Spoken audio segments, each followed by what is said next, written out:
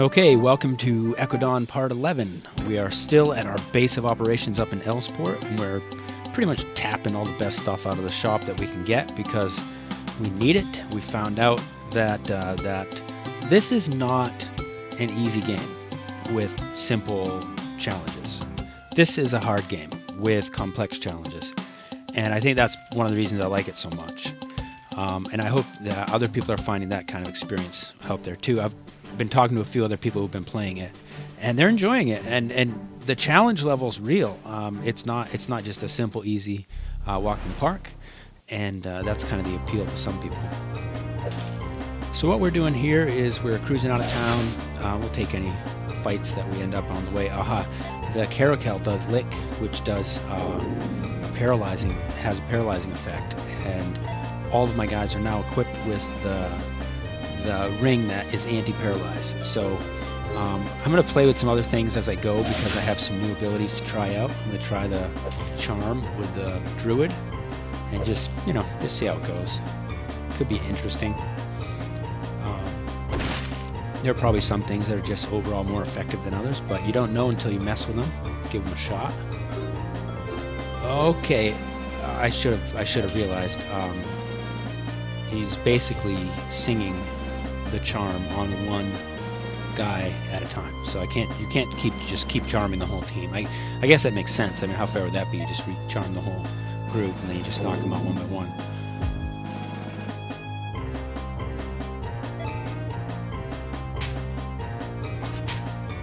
So the Bard is definitely doing a lot better as a dual-wielding attacker.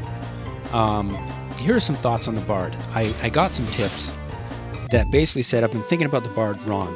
I was thinking he's kind of like an artist, right? So he's kind of like your artist, back row, magic, caster kind of guy. In fact, the Bard in this game is not tuned like an artist, intelligence using caster. He is actually much more a poet warrior rather than an artist kind of guy. So kind of like the guy who sings as he charges into battle.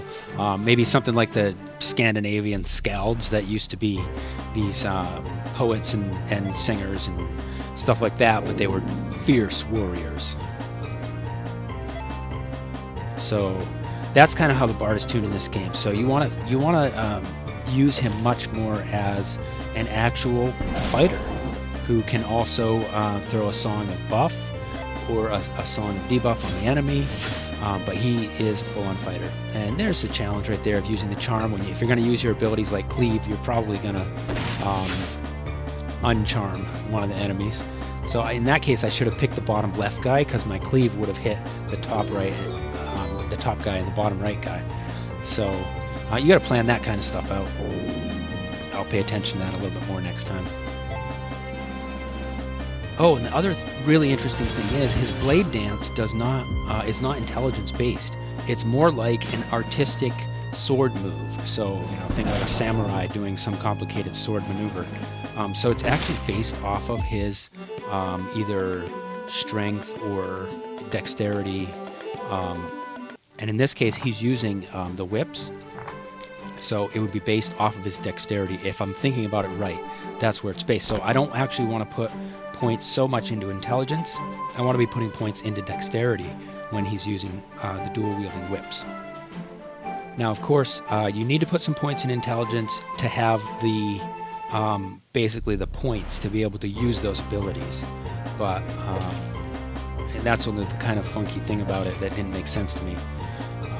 But that's really the way it works in this one.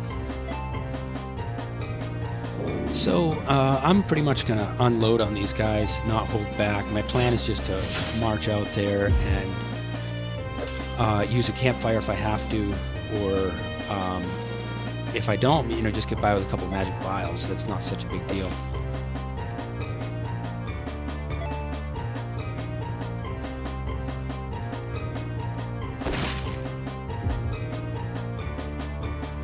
So these guys are no longer really any real threat now that I've got the ring that stops their paralyze. So I'm actually saving up the Mystic's special ability So I'm just going to keep defending with her, and defending uses half a turn, if you remember from the tutorial all the way back to the beginning of the game. So that's why her turn keeps coming up so quickly, but I just keep defending because I'm going to save it up for one of those nasty fights that I know is really quickly coming up as soon as we step up into the desert area with some of those seashore creatures. Those things hurt.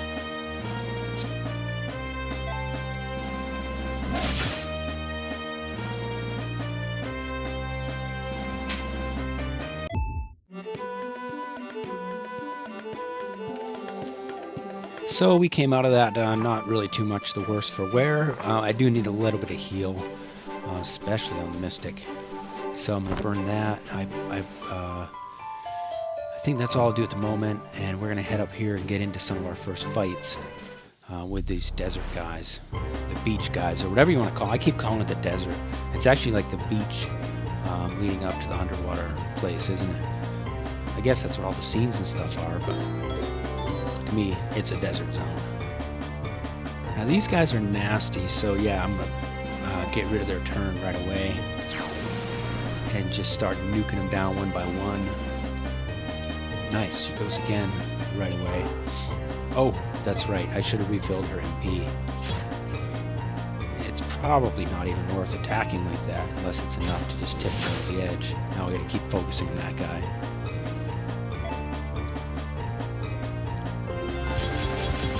Blade Dance.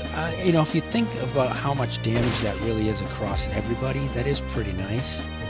But it's probably smarter to debuff their speed or buff our damage. But I'm still kind of playing with how I want to do that.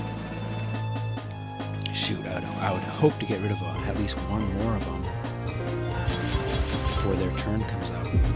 Oh, nice, 2 of them, okay. So I shouldn't have too much trouble with this battle.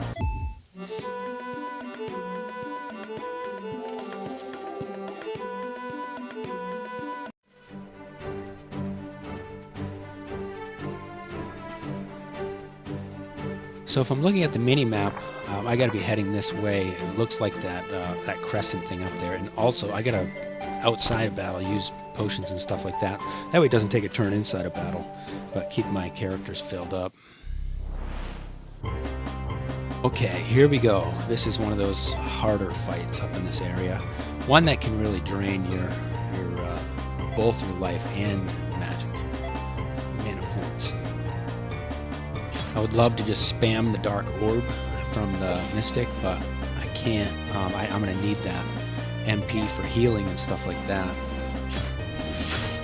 And, oh shoot, the other thing is the Templar is really low on MP for Cleave, and that's not good.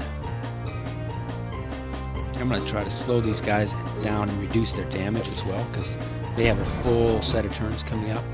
That Fuzz Fuse is just annoying, so annoying, and that water web hits also really hard. It's like I need magic armor of some kind, and I don't know how to get that or where to get that. At least my Crisis Strike charged up.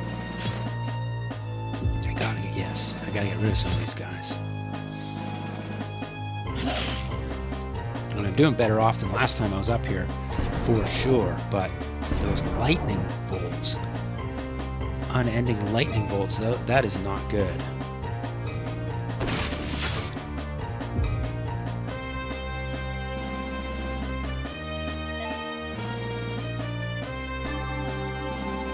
Looking forward to her heal getting stronger.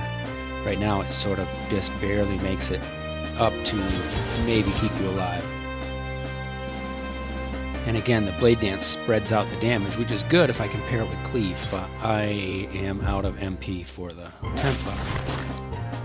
Nice, we're immune to Paralyzed twice. We get to unload with a always fun Super Gauge Blast.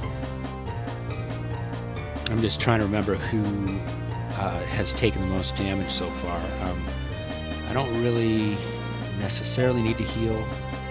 Maybe I'll just attack this time. Okay, now I need to start healing the Templar. That double zap is just, it's so OP. they fuzz fused each other multiple times, and that is just so OP.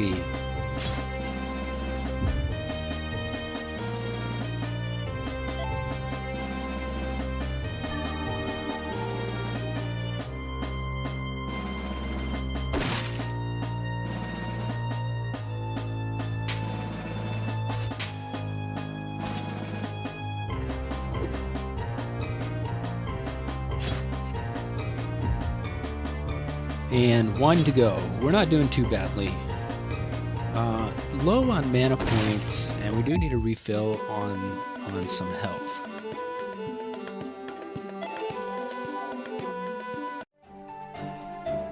Okay, I'm just taking stock of the party, seeing how we're all doing. The big thing is I'm getting low on mana points. So I definitely gotta throw down a save here pretty quick too. I think for now I'm going to use up one of our campfires. Okay, so let's push a little further north, and we'll see who we run into up here.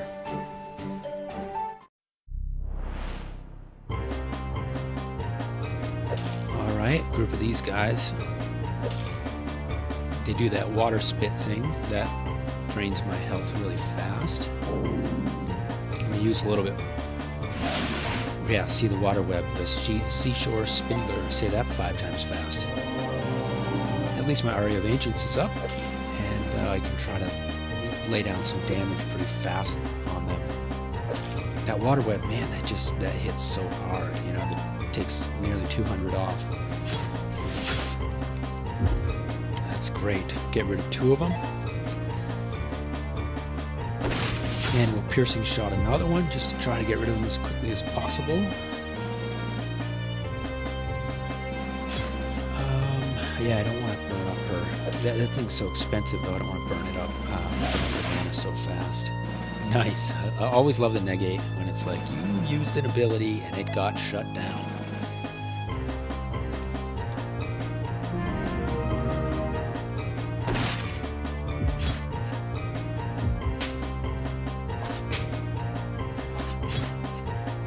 Okay, so with that Crusader's Call, we're doing pretty... Salts... What? Okay, these coconut crabs are really dangerous.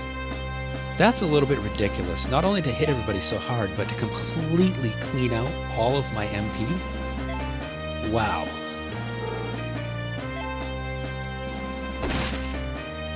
Good thing the Marksman is still such a solid character without being able to do the piercing shot.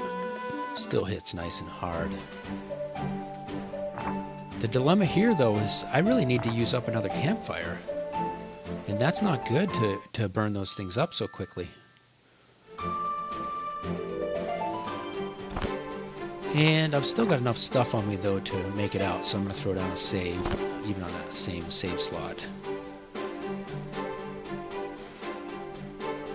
And we're about out of time, so we're going to pick it up in the next one.